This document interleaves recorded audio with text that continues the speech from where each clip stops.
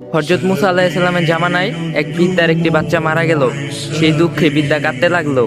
তখন মুসা আলাইহিস সালাম বৃদ্ধাকে বললেন, তুমি কাঁদছো কেন? তখন বৃদ্ধা উত্তর দিল, আমার বাচ্চাটি মারা গেছে, তাই এই জন্যই আমি কাঁদতাছি। তখন মুসা আলাইহিস সালাম বললেন, বাচ্চাটির বয়স কত?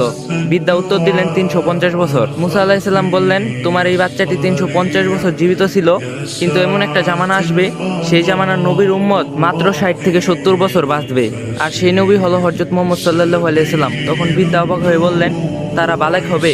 মুসা আলাইহিস সালাম উত্তর বললেন, হ্যাঁ, তারা বালেক হবে। বৃদ্ধা পুনরায় প্রশ্ন করলেন, তারা এই সামান্য সময়ে বিয়ে শাদী করতে পারবে? মুসা আলাইহিস সালাম বললেন, তারা এই সামান্য সময়ে বিয়ে করবে এবং তাদের থেকে সন্তানও হবে।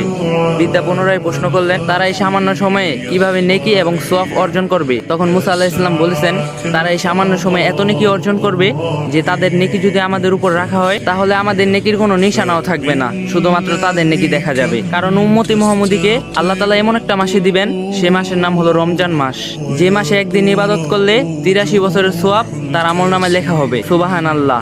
আর এটা আমার নতুন পেজ, সবাই ফলো দিবা, লাইক দিবা, আর যদি ভিডিওটা ভালো লাগে শেয়ার করে দিবা।